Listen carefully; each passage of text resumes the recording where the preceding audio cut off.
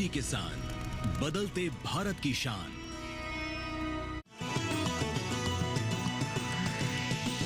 DD किसान, बदलते भारत की शान।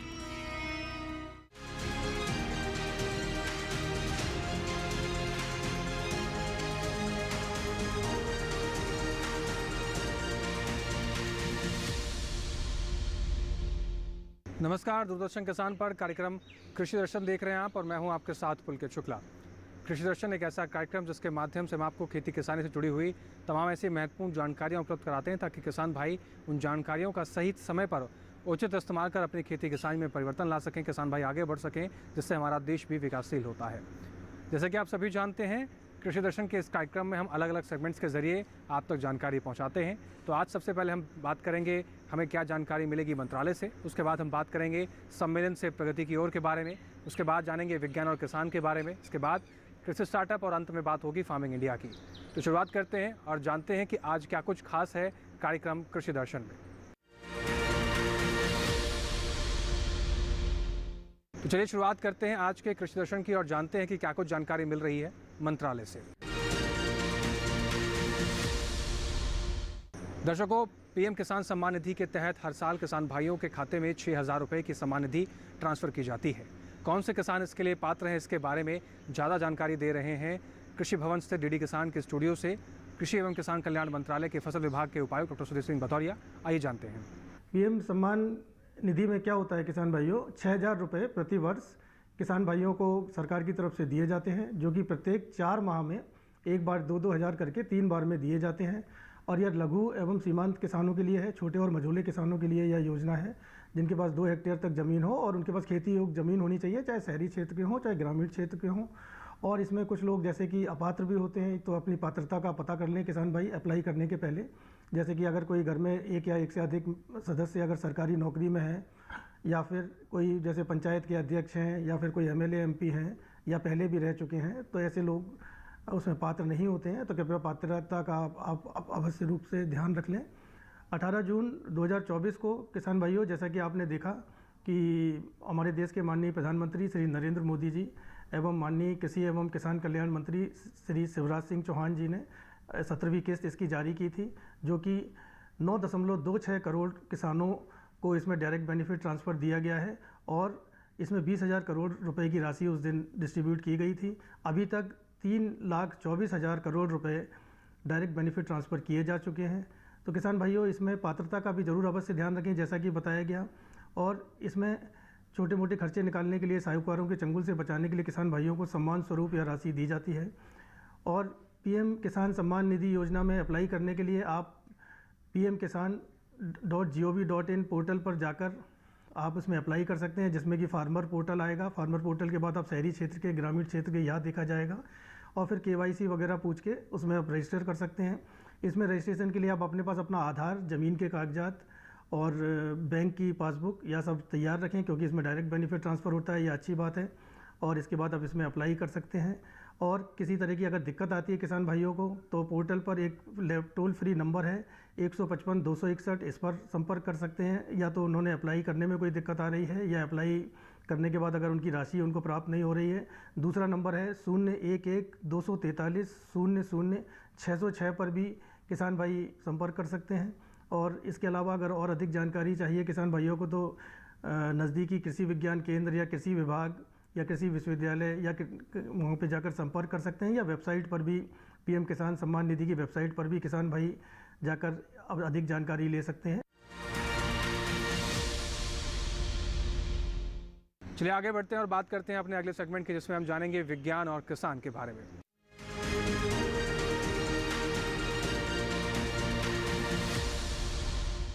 जिस तरीके से किसान भाई आए दिन हम देख रहे हैं कि रसायनों का इस्तेमाल अपनी खेती किसानी में कर रहे हैं, कहीं ना कहीं इन रसायनों के प्रयोग से हमारी मिट्टी की गुणवत्ता पर भी असर पड़ रहा है और पर्यावरण भी दूषित हो रहा है।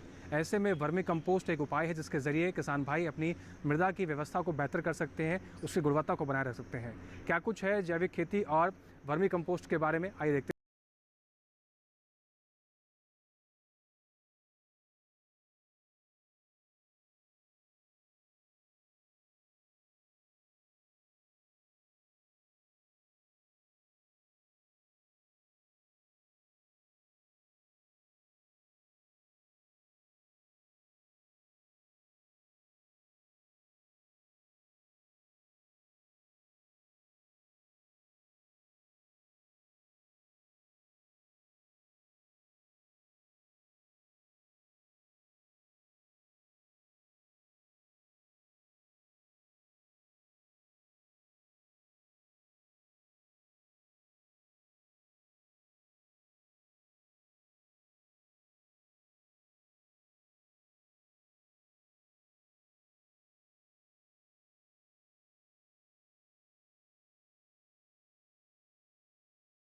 सही वातावरण तैयार करता है।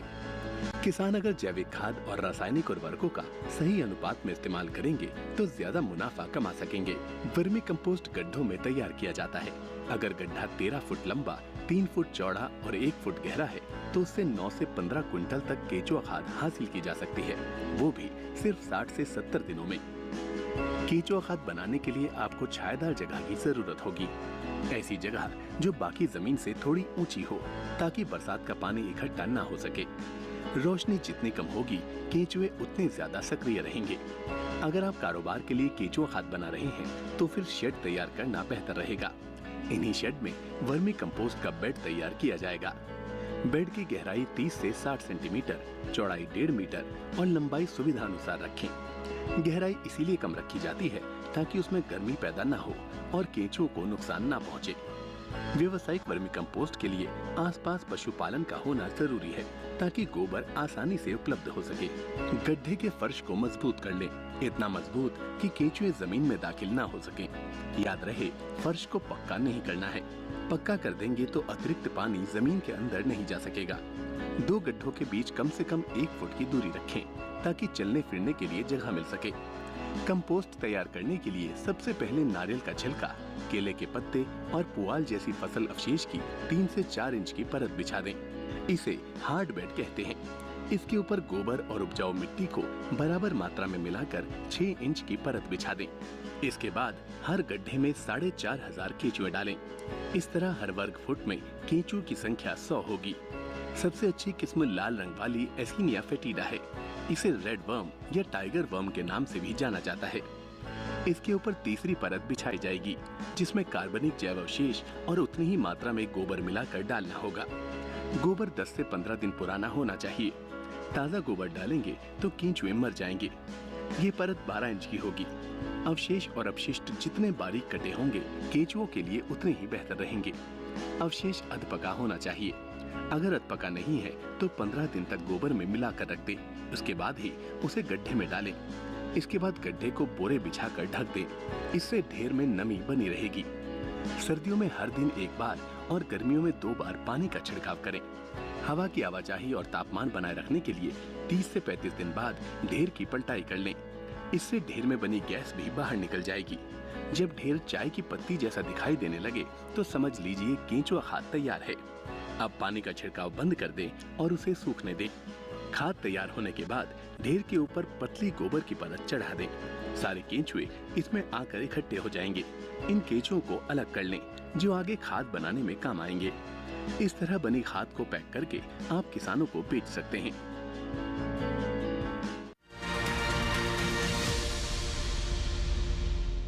कृषि दर्शन के इस कार्यक्रम में यहाँ वक्त हो गया एक छोटे से ब्रेक का। ब्रेक के उस पार हम बात करेंगे कृषि स्टार्टअप और फार्मिंग इंडिया की। आप बने रहें और देखते रहें कृषि दर्शन। नमस्कार किसान भाइयों और बहनों, आप देख रहे हैं डीडी किसान। मैं हूं आपकी होस्ट आई भूमि और आपका स्वागत है हमारे शो किसान जीके में।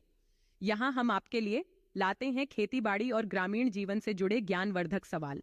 तो चलिए शुरू करते हैं आज का सवाल। सरसों की मिश्रित खेती किसके साथ होती है? ए. सूरजमुखी के साथ, बी. मटर के साथ, सी. मक्का के साथ, डी. गेहूं के साथ।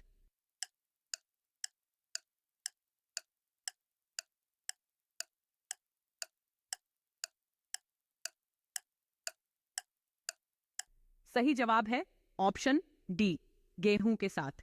सरसों की मिश्रित खेती गेहूं के साथ होती है क्योंकि इससे कई फायदे होते हैं। पहले तो इस तरह की खेती में जमीन का उपयोग बेहतर तरीके से होता है क्योंकि 2 अलग अलग प्रकार की फसलों के संयोजन से भूमि की पोषण सामग्री का उपयोग अच्छे से होता है। दूसरे, सरसों की मिश्रित खेती से फसल की प्रजातियों में विविधता बढ़ती है जो कि कीट प्रबंधन में मदद करती है। आज किसान जी के में बस इतना ही। मिलते हैं अगले एपिसोड में। तब तक के लिए खुशहाल खेती और स्वस्थ जीवन की कामना के साथ नमस्कार।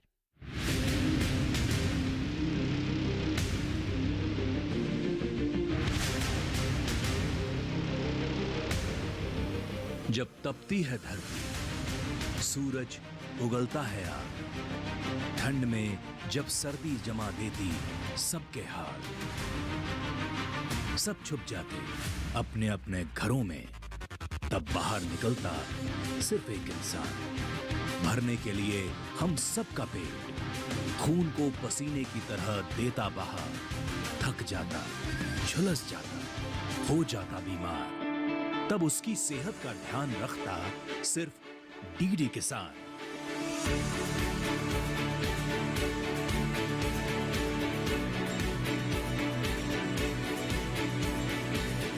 देखिए स्वस्थ किसान शनिवार शाम 6 बजे लाइव सिर्फ दूरदर्शन किसान चैनल पर।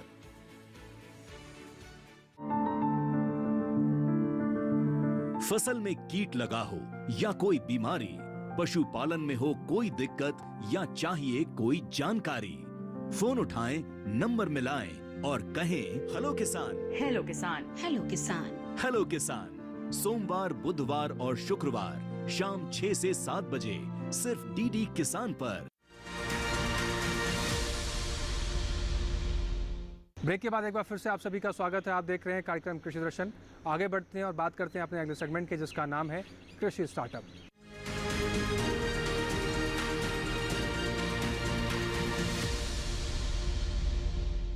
जिस तरीके से देश के लगभग आज हर हिस्से से कृषि स्टार्टअप देखने को मिल रहे हैं, ऐसे में पशुपालन कृषि स्टार्टअप से कैसे जुड़ सकता है और कैसे पशुपालन के क्षेत्र में स्टार्टअप कर किसान भाई आगे बढ़कर अपने आप को एक सफल किसान के रूप में स्थापित कर सकते हैं, आइए जानते हैं इस रिपोर्ट के जरिए।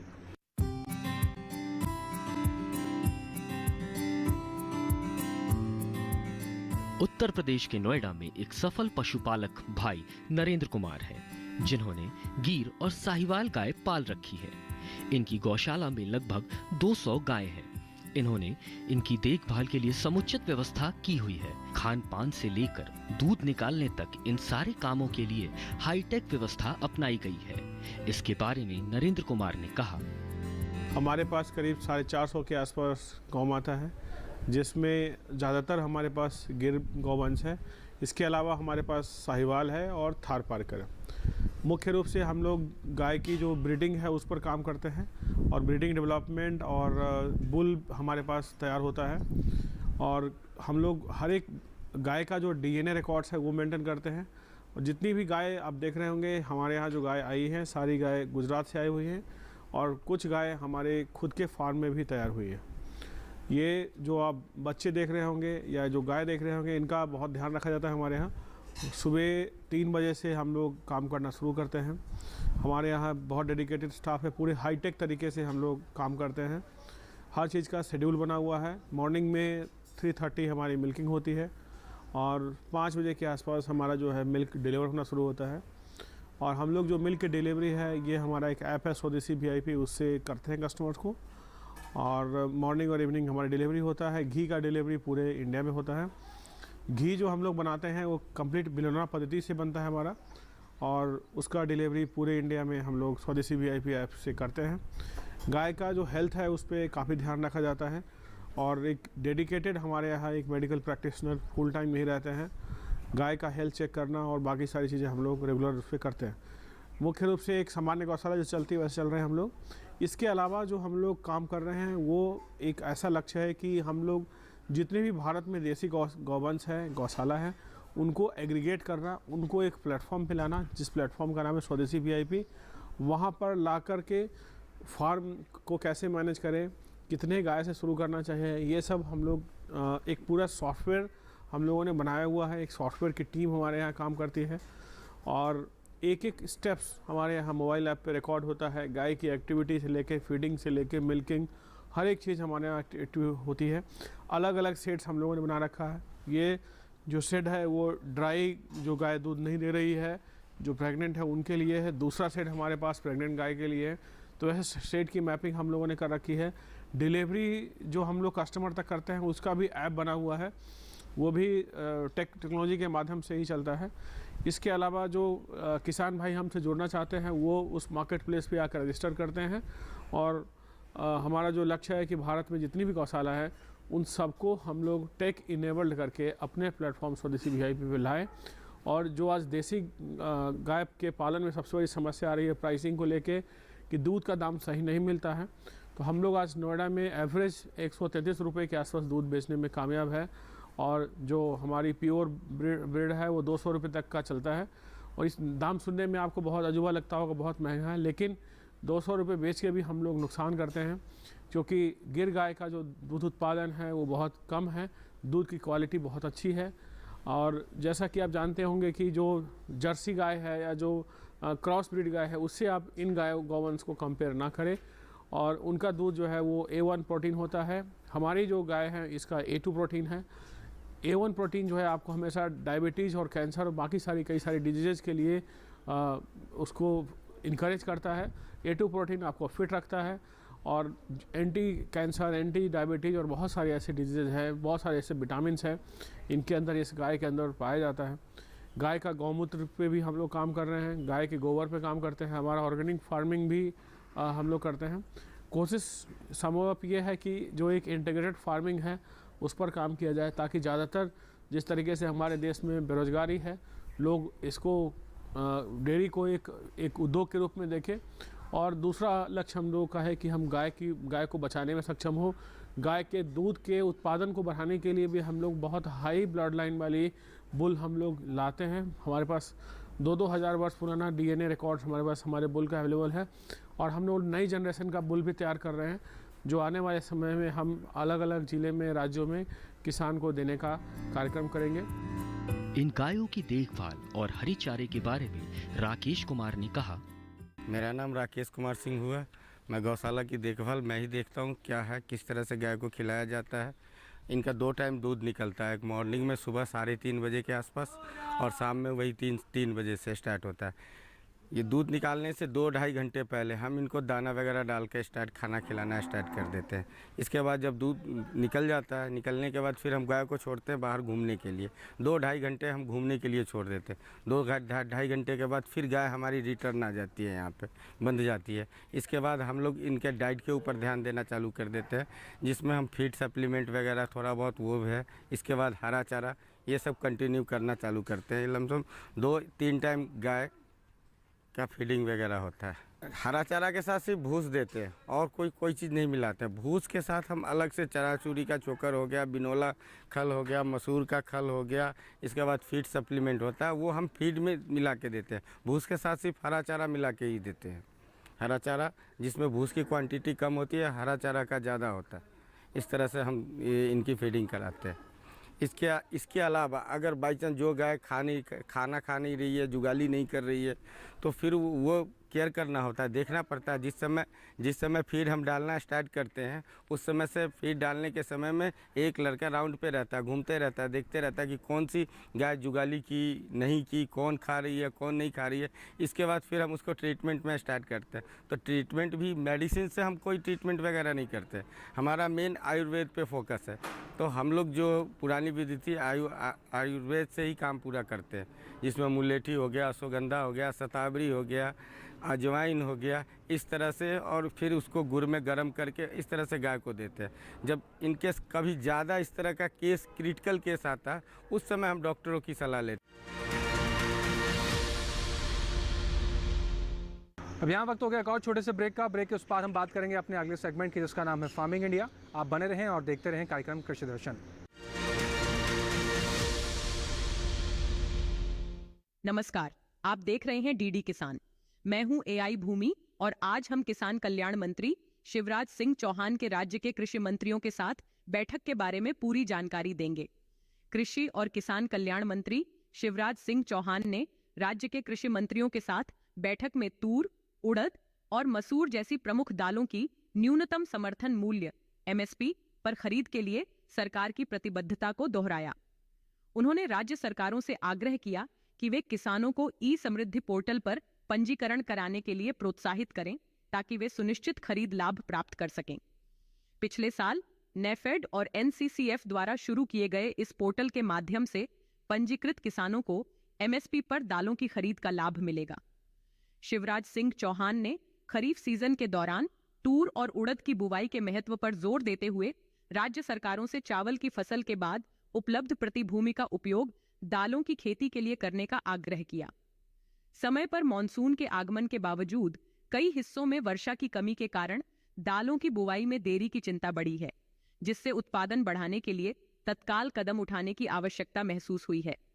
उत्पादन में कमी और बारिश की कमी के कारण समय पर बुवाई में आ रही समस्याओं को संबोधित करते हुए शिवराज सिंह चौहान ने दालों के उत्पादन को बढ़ावा देने और खाद्य सुरक्षा सुनिश्चित करने के लिए तत्काल कार्रवाई की आवश्यकता पर बल दिया। इसी तरह कृषि और किसानों से जुड़ी हर महत्वपूर्ण जानकारी के लिए हमारे साथ जुड़े रहिए और देखते रहिए डीडी किसान। धन्यवाद।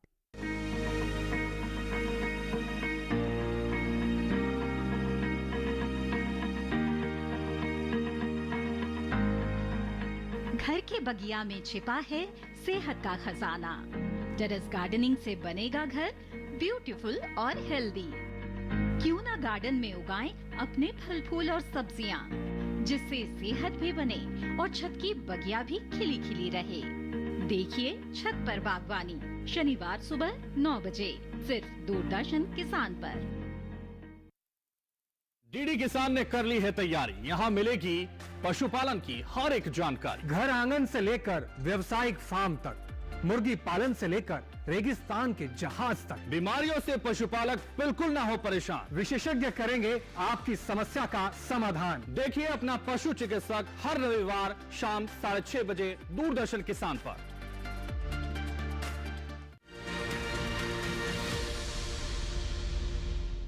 ब्रेक के बाद एक बार फिर से आप सभी का स्वागत है। आगे बढ़ते हैं और बात करते हैं अपने अगले सेगमेंट के, जिसका नाम है फार्मिंग इंडिया।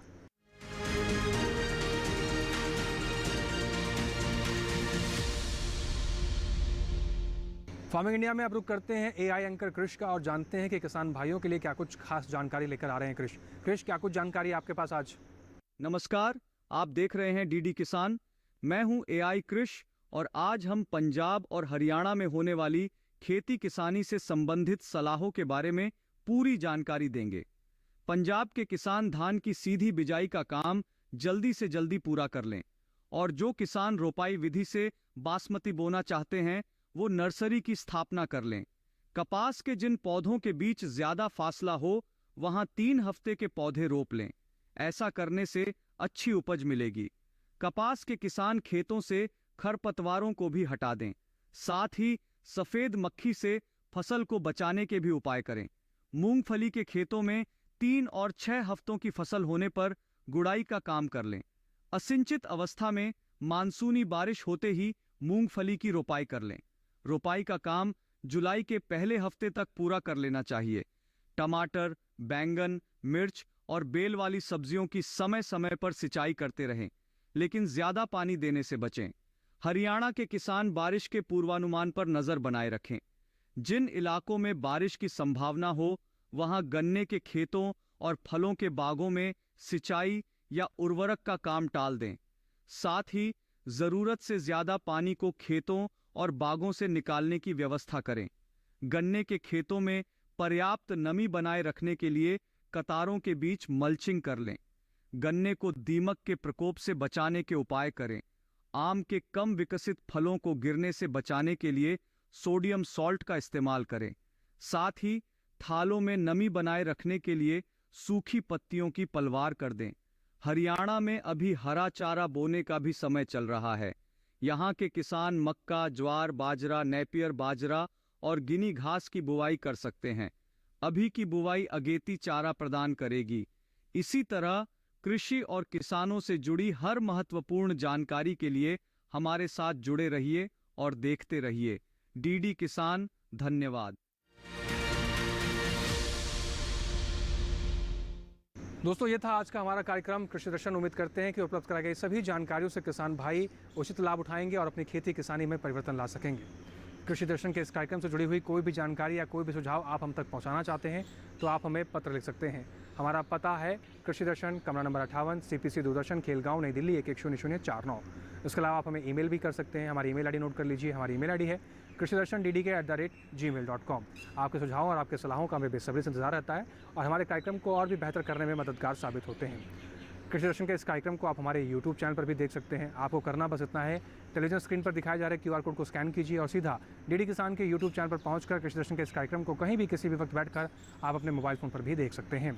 इसके साथ ही आज के कृषि दर्शन कार्यक्रम में बस इतना ही। फिर से हाजिर होंगे नई जानकारियों के साथ। आप बने रहें, सीखते रहें, आगे बढ़ते रहें और हमें दीजिए इजाज़त। नमस्कार।